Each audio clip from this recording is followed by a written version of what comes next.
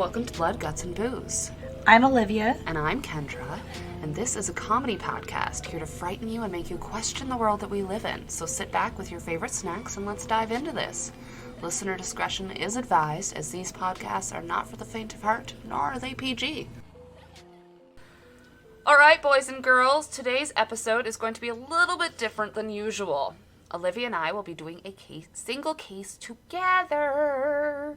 Wee-hoo. Our cases are actually linked this week. I'm covering the gruesome murder, and Olivia will be covering the terrifying haunting of none other than Ronald DeFeo Jr. and The Amityville House. And by the way, guys, this is round 2. I don't know if you guys remember, but back in August, we actually had a technical difficulties post because a episode magically disappeared off of Olivia's computer, and this is that magical episode, and we're releasing it much later. Yes, for some reason it did not save on my computer, and even though I always, export right after an episode and save right after, after recording, and I always save it as well, always. And Kendrah watched me, she watched me hit the button, and then we went and had our break, and then, I went to go edit and put it out, and it just wasn't there. Yep. I don't know. Maybe, karma's coming back for me saying originally that I didn't think it was a real haunting. So, who knows? Well, I guess we'll see. I saged the house, guys. So, let's dive in for round 2 of this case. Fuck yeah. Ronald DeFeo Jr., nicknamed Butch, was born September 26, 1951, in Brooklyn, New York. He was the eldest of 5 children. His parents were Ronald DeFeo Sr. and Louise DeFeo. Ronald Sr. worked at his father-in-law's Buick dealership and provided the family an upper-middle-class-like lifestyle. But he was also hot-tempered and often got into fights with his wife and children. His biggest target was Ronald Jr. There is one story, though, about his abuse towards Louise. Louise was walking up the basement stairs with a laundry basket in her arms. When she reached the top of the stairs, Ronald Sr. punched her in the face, and she fell down the stairs. What the fuck? He then closed the door and commented to his children about how she wouldn't be making any more noise or bothering them anymore, then sat down to finish his dinner. What the fuck? I know it's been, Once Ron was in school, he got teased and bullied a lot for being overweight. And as he got older, he began lashing out at his father and friends. His family took him to see a psychiatrist, but Ron denied that he needed help. His parents then used cash, presents, and even a $14,000 speedboat to try and make him happier. Oh, wow. Money really doesn't buy you happiness. But sadly, spoiling him only made things worse. By the age of 17, Ronald was expelled from school for his violent outbursts. He also became an LSD and heroin user. Ooh, fun. Yes. Despite this, though, his parents continued to spoil him. At 18, he was handed a job at the dealership with no real expectations. His father was also still giving him an allowance, and they bought him a car. Oh my goodness. Ronald used all of his money on his car, alcohol, drugs, and guns. Ronald's behavior got even worse. He went on a hunting trip with a friend and threatened him with a gun, then acted like nothing happened. He also attempted to shoot his friend during an argument between his parents. He pulled the trigger, but the gun malfunctioned. His father simply ended the argument. It wasn't me, it was Patricia. It was Patricia. In 1974, Ronald plotted to rob his grandfather's dealership. They trusted him to take $20,000 to the bank. He got a friend to fake a robbery with him and promised to split the money evenly. The plan worked perfectly until the police came to question Ronald at the dealership. Ronald went off on the officers, who then asked him to come to the station and look at mugshots. He refused. Ronald Sr. later questioned his son about his lack of cooperation with the police, and Ronald Jr. just threatened to kill him. In the early morning of November 13th, 1974, Ronald acted on that threat. Oh no. He woke up that morning choosing violence. Isn't that a meme? It is. Okay. He took a .35 caliber from his secret gun stash and snuck into his parents' bedroom. He shot his father twice in the back. Then, as his mother started to stir, he shot her twice in the back. He then snuck into his brother's bedrooms, Mark 12 and John 9, and shot them each once in the back. He then shot his sister Allison, 13, in the back of the neck, and lastly, he shot his sister Dawn, 18, in the head. They were all found laying on their stomachs. Louise and Allison were awake when Ronald had killed them. All the murders took place within about a 15-minute span. He then showered and got dressed for work. He placed his bloody clothes and the gun in a pillowcase. He then calmly went to each bedroom and collected the shell casings.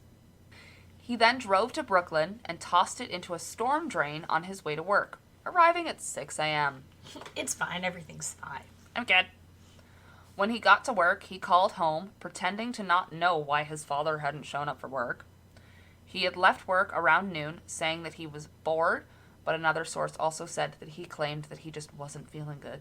I'm bored. Gone home.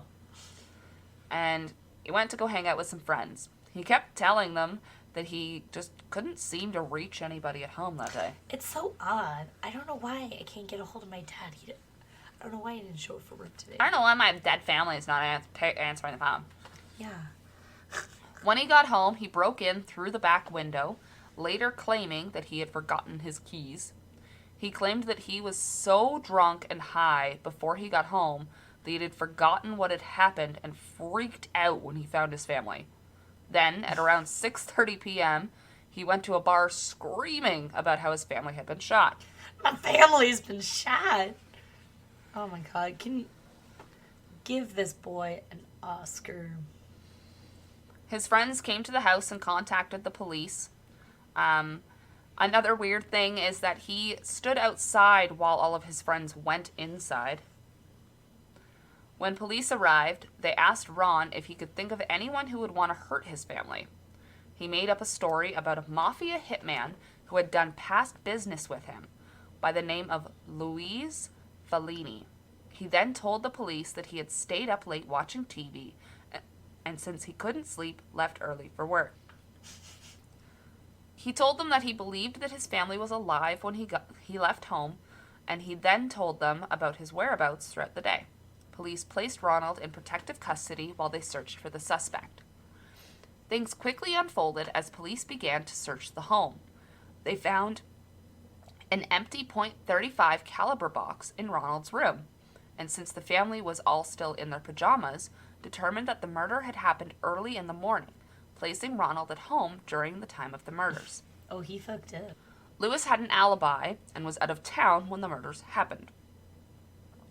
Another reason the mafia idea seemed unlikely was because organized crime didn't kill young innocent children.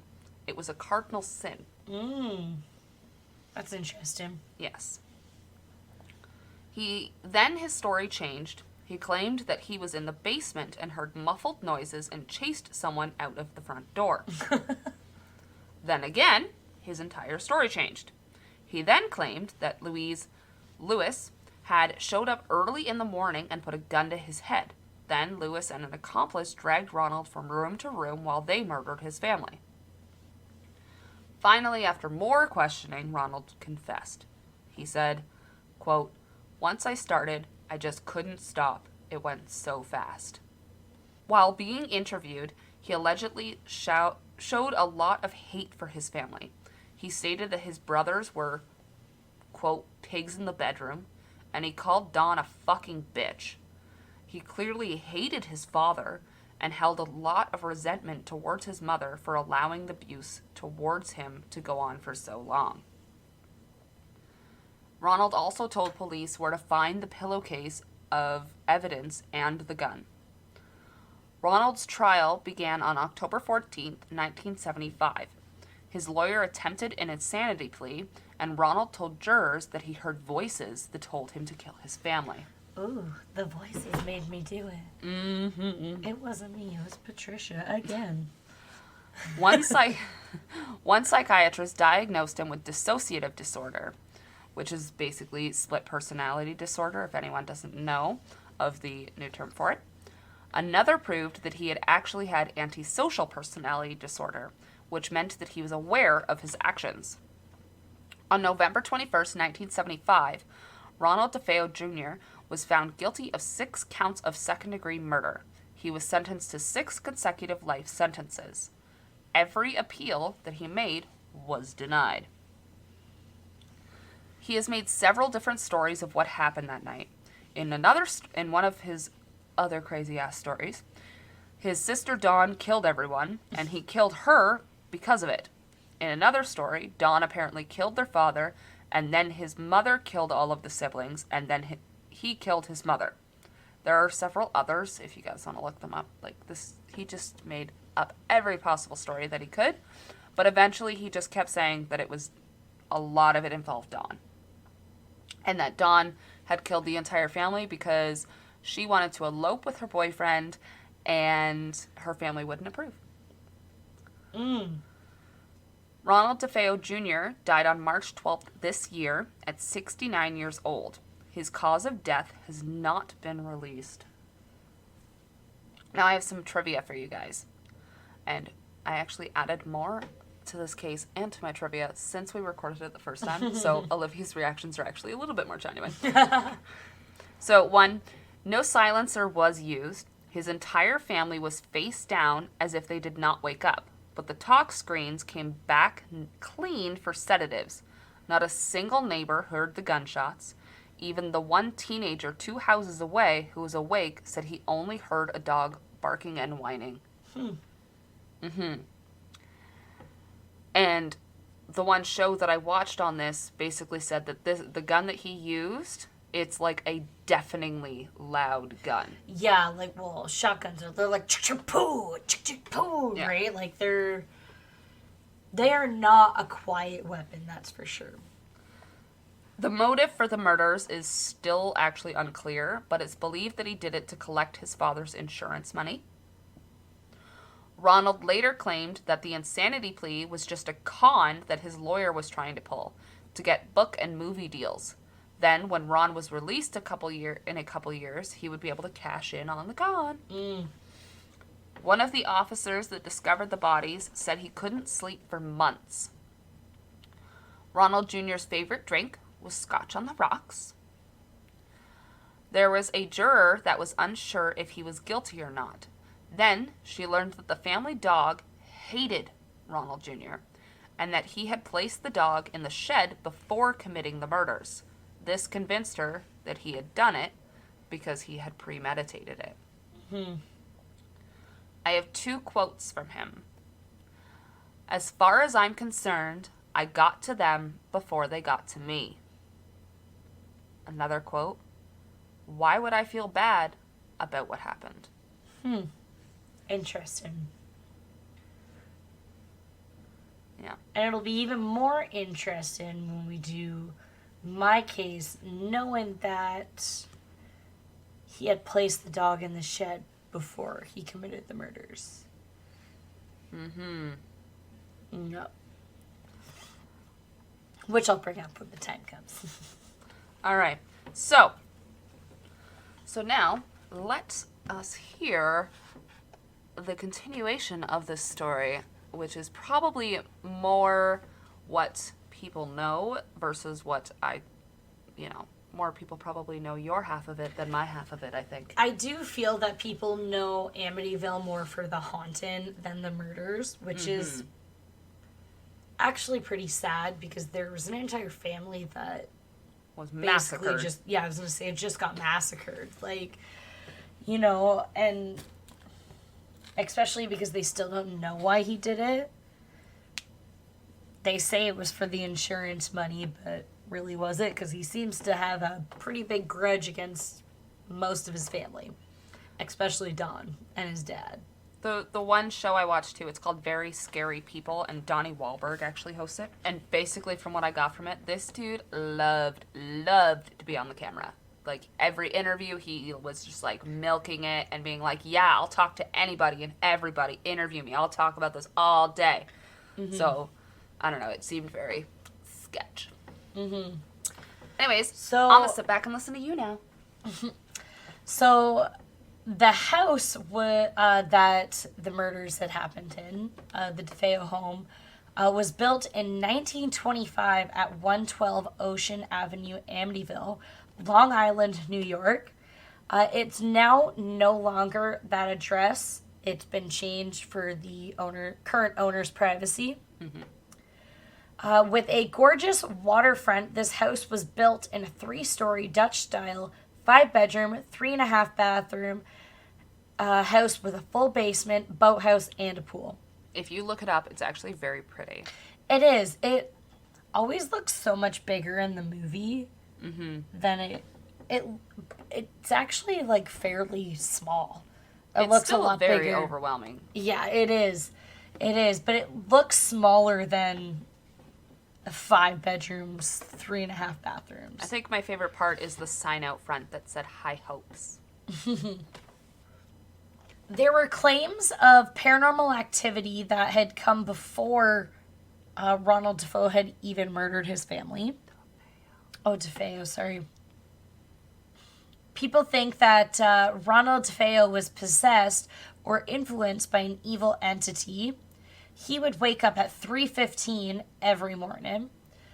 He claimed the night of the murders, a demon in a hood gave him the gun. Was this something paranormal or just the mind of a madman? Interesting. Yes.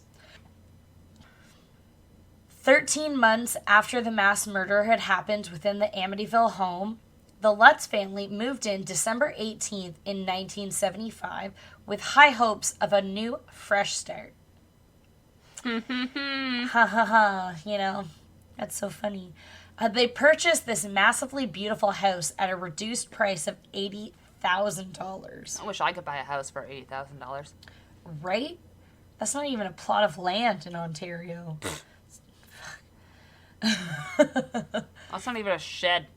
Yeah, that is just a cardboard box on the side of the road. You get this 1 square of dirt. That is all. Prior to moving in, they knew about the murders that had taken place within the home.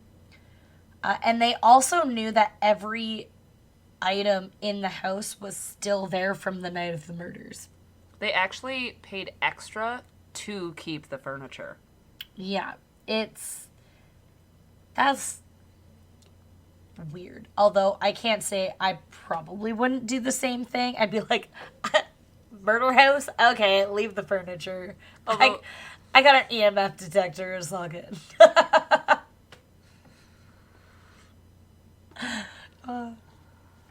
But yeah, I probably would be like, leave it too. There's some parts of the furniture I would not want. Well, maybe not so much some of the stuff that they kept. I would keep, like, maybe the downstairs furniture. Maybe not so much the bedroom furniture. Mm-hmm. So the Lutz family would sleep on the beds and use every piece of furniture that belonged to the DeFeos. See? The beds would not keep. Yeah. So they probably still had, like, stains on them because everything was left untouched from the night of the murder. The mattresses that I seen on my documentary, they were definitely still stained. Yep. After moving in, they spent a total of 28 days living in the house before leaving and selling it. That's only a month in February. It's literally just February. Not on a leap year. So let's rewind a bit and go back to the Lutz family. Okay. So George Lutz was a man who had dipped his toes into the occult in his past. Spooky. Mm-hmm. That right there already red flags, I guess, right? He married Kathy, a mom of 3 kids, Daniel 9, Christopher 7, and Melissa, or Missy, age 5. They decided to purchase a first-time home together after marrying. They stumbled across the beautiful house located in Amityville. After viewing and purchasing the house, like I said, they were fully aware of what had happened in it. And for the family's peace of mind, George decided to get the house blessed. Fair and valid. Yeah. As the priest made his way around the house and he got up to the second floor, he heard a voice yell, "Get out." Okay, bye. Yeah, like, peace, okay. Okay, thanks, bye. I ain't fucking with this shit. He also had been smacked in the face by an unseen force, which, of course, after shitting his pants, he promptly left. Okay, bye. On his way out the door, he told the Lutz family to stay the fuck out of that bedroom that he was just in and to not let anyone sleep in it. He also ended up with blisters on his hands, similar to the stigmata, like we had discussed in the Annalise and Mikhail case. They are spots on the body where our homeboy JC was nailed to the cross. Yep. Yep. With these words of warning, they chose to make that room into a sewing room instead of a bedroom. Okay. Activities started the second they moved into the house. First was strange feelings throughout the house, and within days of being there, they all had a personality change, which resulted in a lot of fighting and anger between everyone. The house started always being super fucking cold, which resulted in George constantly having the fire going. And soon the health of the family members was declining as well. They started looking more and more sickly and unhealthy. And it's crazy to think that, like, that happened so quickly because it was only within a month span. Mm-hmm. Well, I mean, there's been certain cases I've read or stories where with, like, demonic possession, if it latches on really fast, like, it'll happen really fast. Yeah. Right? So Melissa started isolating herself in her room from everyone, claiming she was hanging out with her imaginary friend. Nice. And with kids being kids, they didn't think twice about her having an imaginary friend. It's also a new place. Like, you know, they probably don't have friends. Mm-hmm. You know, just started school, etc. That's fair. I get it. Kids act differently with different types of stress, right? Mm-hmm. But she would describe her friend as a red-eyed pig that could change her shape and size. Sometimes she would be super small or bigger than the house itself. Neat. Melissa said her friend's name was Jody. Not George the pig. Peppa Pig. George. And she also told the family she was the only one who could see her unless Jody chose to show herself to others. Eventually, the entire family were seeing a green-eyed demon pig Weird. instead of a red-eyed one. Weird. Mm-hmm. They started having things move on them. They would see shadows, hear knocks, voices. Doors started coming off hinges with force. And cupboards were opening and closing. Black marks and stains started appearing on all ceramics and the toilets in the house. Ew. Strange smells were being smelt all over the place. Nice. It started turning into physical harm. Kathy kept getting these random red marks all over her body. One night, George saw his wife transform into a hideous old lady, and the next night he witnessed his wife levitating in her bed. Or in their bed. Didn't she also, like, see herself as a hideous old lady in a mirror? I didn't find... To be honest, I didn't find much for Kathy's point of view. It was mostly, like, George's point of view. But we'll kind of get into that. He went on to check the kids and also saw the boys levitating in their bed. Also, I think that happens in the movie, so I don't know if that actually happens. Oh, okay. I want to say that they mentioned it in the show I watched, but, like, they may have been talking more about the movie. I don't know. It was like 1 in the morning and I was like half asleep. I mean, yeah, it's hard to say. I didn't watch the same documentary, so... Plus, I mean, also once it got to the haunting and the Lutzes, I kind of was only half paying attention. Makes sense. Because I was like, let me learn about Ronald DeFeo. And then they were like, here's the Lutzes. And I was like, nah, that's Olivia. They had crucifixes all around their house that would suddenly turn upside down even after fixing them upright. Uh-oh. And weird things always happened at 3:15 a.m. in the house. George would also wake up at 3:15 almost every night. Just like Ronald. Yeah.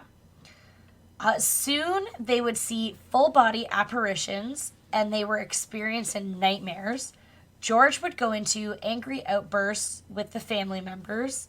Everyone in general, like I said, was just experiencing very shitty moods. And like I said, it would get really cold in the house and suddenly go super hot. It would be like having hot flashes in the house. Oh, so the house was in its 50s? I guess so. I have the hiccups, sorry. Flies. Like, there were so many flies in the house, even though it was the middle of the winter. They would swarm the children's rooms and the sewing room. And there were roughly 400 to 500 flies in just one room itself. Holy shit. Yeah. Sorry, guys, I have the hiccups. I'm sure you can hear it. I'm trying to muffle. Every time they tried to call a church for help, the phones would disconnect. They witnessed red oozing from keyholes and green slime squeezing out of the walls. George claimed a lion statue inside of the house came to life and bit him one night. No. Jump, jump! There were sights of glowing, angry red eyes through the windows, and when George would go out to check things, he found footprints in the snow that looked like hooves. Ooh. Eventually, they were so scared to be in the house, they would walk around with crosses saying the Lord's Prayer. Now I lay me down to sleep. Which would actually result in unseen voices basically telling them to shut the fuck up. Because demons, they don't like prayers. They don't like that prayer shit. Mm-mm. They ain't about that prayer life. They go, nope. Not in my house.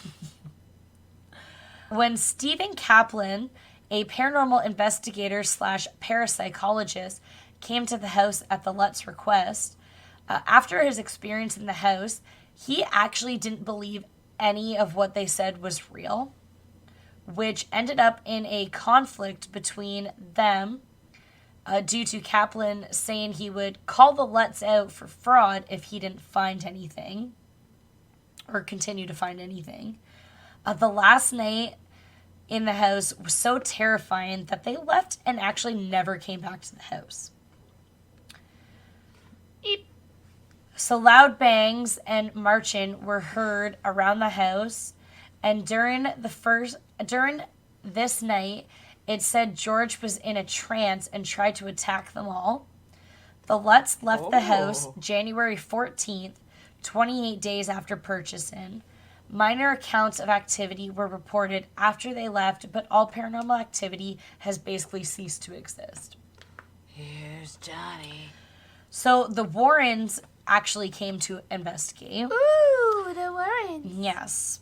In case not a lot of people know that the Warrens were actually included in the Amityville case. I did not until you told me. Yeah, because they don't show them in the movie. It's not part of, like, the Conjuring series, which, for all I know, it wouldn't surprise me if they tried to do a remake and add it in there, because you never know.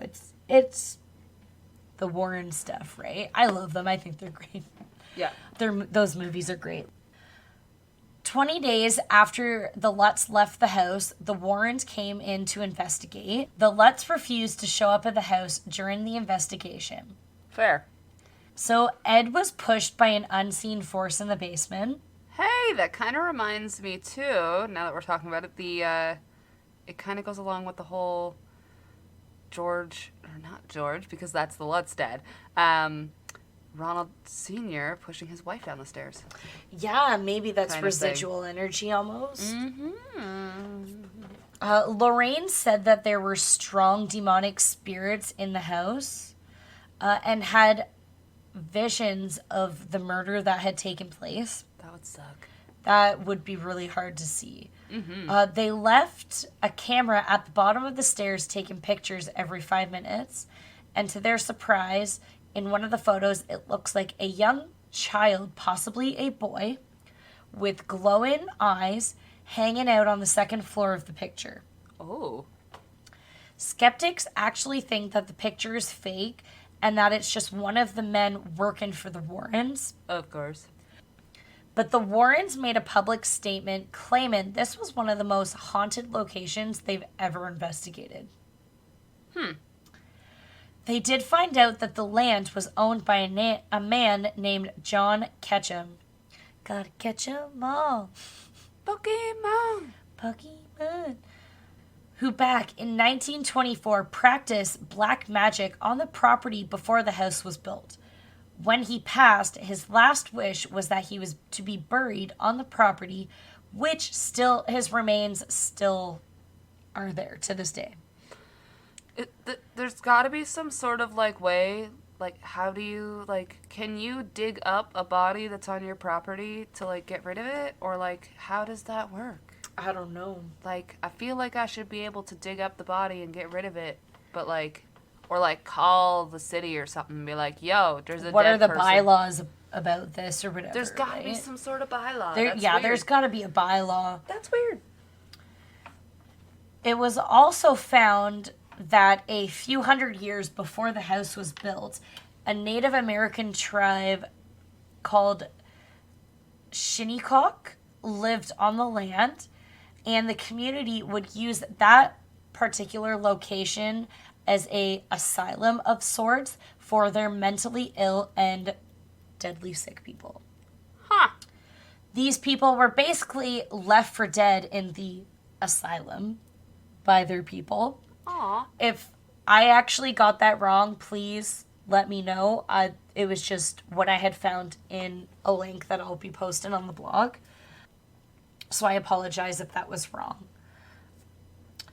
So a few conspiracies are, according to the weather records, the night the hoofed footprints were seen in the snow, there was not actually a snowfall on that day or night. Weird. But it is Christmas time, and they aren't too far from us here in Canada. And I'm sure back then global warming wasn't as bad. Mm-hmm. So I'm sure even if they had a snowfall a week beforehand, there would still be some snow Yeah. a week later. Mm-hmm. Right? And apparently the green slime was just leftover fingerprint powder. The demon pig they saw in the windows is believed by skeptics that it is just the neighborhood cat that Ronald DeFeo would call Pig. Meow. Meow. Apparently, the doors were actually never ripped off the hinges like the claims that they had made, and that it was just a Hollywood movie add-in. Of course.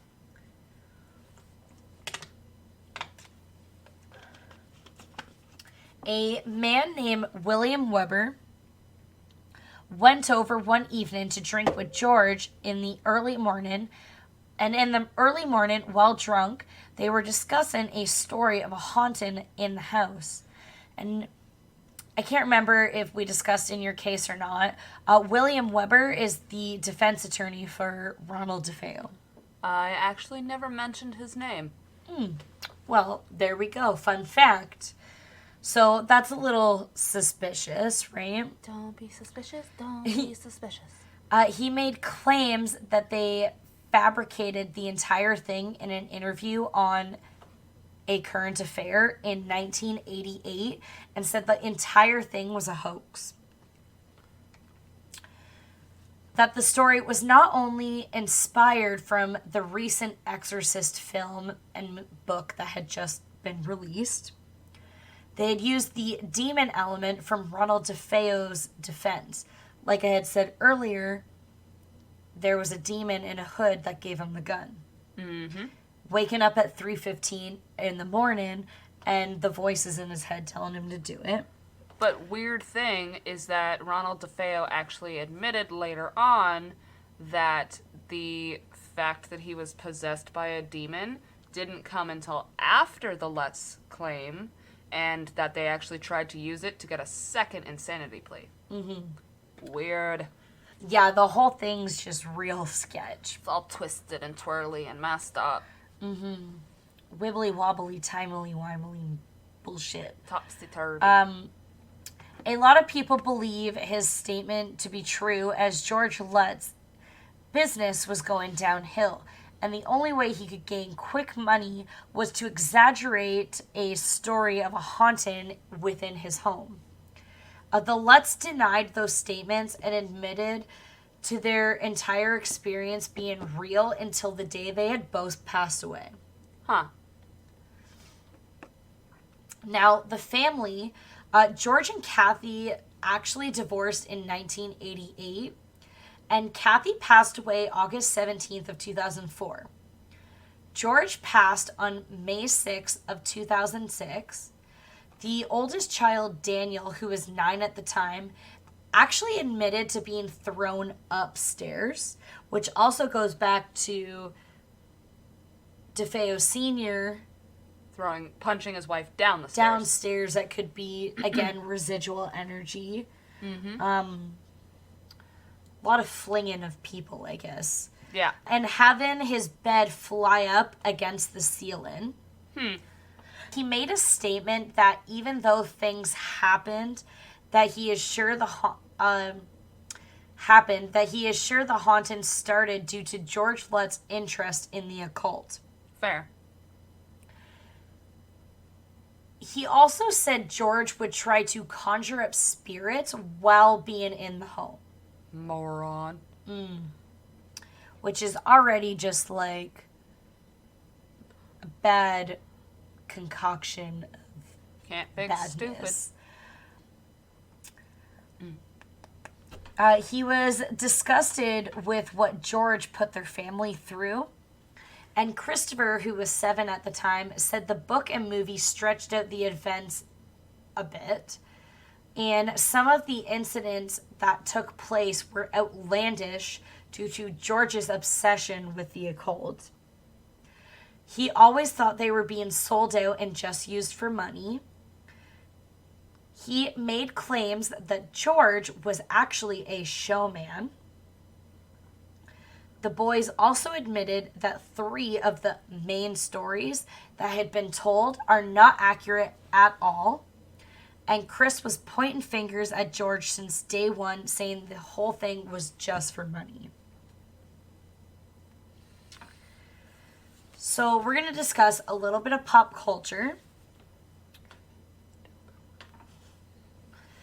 There are a total of 21 Amityville movies. 22 if we include a film that Kendrah found. You almost sound like the noise of what the title of the name is.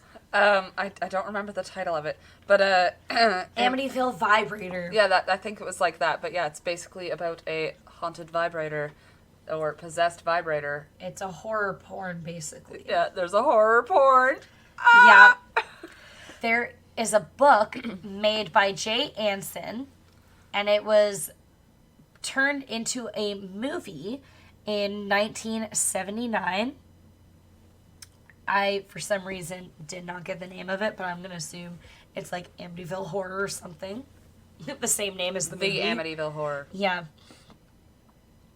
In 1995, a book was published by a man named Stephen Kaplan, who I'd mentioned earlier, and his wife, Roxanne Kaplan, which the book was called Amityville Horror Conspiracy, claiming the whole thing is a hoax. That's a hell of a title for a book. Mm-hmm. Also, Eminem has a song named Amityville. And I don't actually know if it's about the same thing, but it definitely is about killing people, so possibly. It's fair. So, did all this negative energy from the past events leave residual memories that are now haunting, or that were haunting the Lutz? Or is it just like the book says, you know, which book is real, which book is false? I mean, I guess that's for you guys to decide if it's real or not. Yeah, I mean, I don't know. I mean, the only other point that I have is that, like, Ronald DeFeo himself even stated later that the whole haunting was a hoax just to make money. Mm-hmm. Like, he doesn't even believe in any of it, which, you know, he's willing to talk about and make all this fame and fortune and stuff off of everything else except the haunting. He's basically like, nope, that's bullshit. Yeah, he basically was like, not my business, not my monkeys. Yeah. Or not my monkeys, not my business, basically. Not my monkeys, not my circus. Oh, I haven't heard circus. I've heard not my monkeys, not my business. And not my monkeys, not my circus. Anyways, it's not his cup of tea. He didn't create it. I get it. He tried to use it once to get an extra insanity plea, but other than that, he's like, nah. And it didn't work, so he's basically like, fuck it, it's fucking fake, guys. Yeah. I myself, I know I'm a believer, but there's a lot more skepticy to this than, I don't even know if that's a word, skepticy. I don't know, a lot more stuff seems fake than real about this case. Yeah, and I mean, like, I know that I mentioned in, like, a really earlier episode about how, like, Amityville is one of those places that I would just, like, never go because it's, like, haunted as fuck. But I feel like that's because I knew more horror film-wise, and then learning all of this extra things and, like, all of it, and then, like, how, like, there was even, like, a seance done there once, and, like, literally nothing happened at it. Yeah. And I don't know, it just kind of screams like it was a bit of a hoax. And I mean, if the hauntings stopped completely afterwards, I don't think it was a demon. Or even just a ghost in general, because if it was just a restless spirit, it would continue to haunt. Unless, you know, like, an exorcism or something was performed on the house. But which we know that the house already got blessed, and apparently priest fucking ran out after getting slapped and shit, right? Like, yeah. You know, it didn't work well the first time. I highly doubt it would work well again, but suddenly it just stops. And they didn't make claims, as far as I could find, of any paranormal activity after they left in their new home, which makes me not think it's a demonic spirit, because if it was, it would have followed their asses. It would have followed them, because a demonic spirit doesn't actually attach to an object. It has to attach to a host. Yeah. And I know I said at the beginning a lot of it seemed like a demonic possession because they had decline in health, personality change, etc. How he tried to attack his whole family. Yeah, and the isolation of family members and all that. It does seem like a demonic haunting. Yep. But if it was, I feel like it would have gone with them, or whoever was in the house now would still be claiming activity. Yeah, and like the people that were right after them were just like, nope, nothing. There really hasn't been any paranormal activity since they've left. Like, literally since they've left. Which is why I don't think that it's a real haunting. Mm-hmm. I definitely agree that it is a hoax. And I do believe George Lutz was a showman and that he did a lot of it to gain money for his failing business. And from, you know, I'm assuming he was probably having a failing marriage, so that's why he made up this whole thing. Mm-hmm. And I mean, the fact that you kept all of their creepy-ass murdery furniture, and then all of a sudden, oh no, it's haunted. And you knew the beds that people happened. died in are haunted. What? Well, and it's like I don't know. like I said, he knew about the murders that had happened in there. It's not like it wasn't disclosed to them, because it was. They knew about it. They were okay with it. They were okay with using the furniture. I feel like that's what it was. It doesn't even feel like their marriage was legit, to be honest, either, because, I mean, if the house goes for sale and it's just like, hey, I'm going to use my family to make a buck with a haunted. The only thing that I think is a little odd is the fact that even Kathy would still claim until the day she died that it was a real haunted. But living in a murder house could put you under enough stress to believe that shit's happening, though. And he could have coached her into thinking it was real. Mm-hmm. For all we know, if George was a showman, maybe he set up, fishing line, etc., to move things. Yeah. There's a whole bunch of hoax videos out there of people using fishing line and stuff for it. For that kind of stuff. Back then it might have been a little bit easier to spook some people because... Well, you don't really have the footage to... Well, you do have footage, but it's... Well, I mean more so that they wouldn't, know the tricks as much back then. Yeah, exactly. People are a little more believable of, a magic trick, basically. Yeah. Right? But He's a magician. But yeah, so it's really up for you guys to decide if it was real or not. Like I said, I think it's a hoax. Let us know what you think. I do think the house is absolutely beautiful, and I would love to take a picture of it if I was ever in the area. Mm-hmm. I do know that the current owners do not like trespassers or horror fans or true crime fans lurking around. So then don't buy the Amityville house. Yeah. If you don't like the Amityville story. That just is stupid to me. It's not the fact that I think they don't like the story. I think it's the fact that they have people walking all over their property, taking pictures and stuff. And, whether I would buy a murder house or not, I wouldn't want people just... Peeking at you all the time? Yeah, walking all over we have enough of that with the druggies here in town walking all over your property, let alone having a murder house and having druggies and true crime fanatics all over the place. We'd be those people. Yeah. But it's 2 people on my lawn. But yeah, so I don't know what you think, Kendra, but I think I'm leaning more towards hoax. I'm going to lean towards hoax now. Yeah.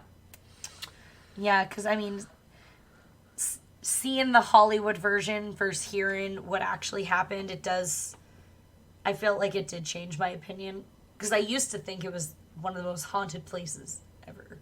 Yeah. But I don't know. It's hard to say.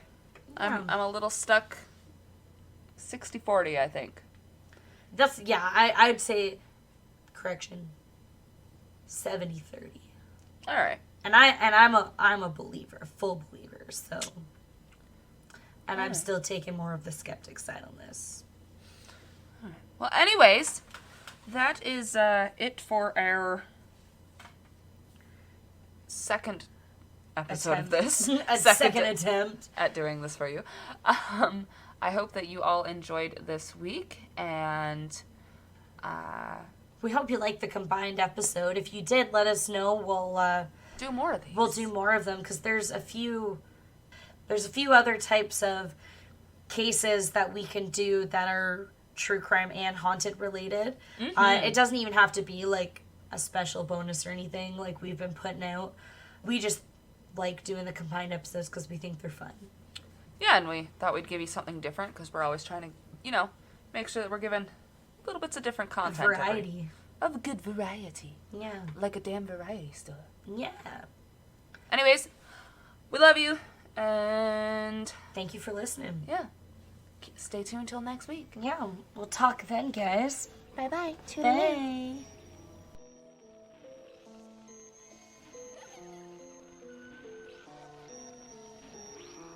Special thanks to Dylan Sears for the theme song and Sally Gunter for the cover art. Support us on Patreon and like, share, rate, and subscribe to us on all of our social media pages and your podcast streaming service. Do you have any personal stories or suggestions for the show? Email us at bloodgutsandbooze@gmail.com.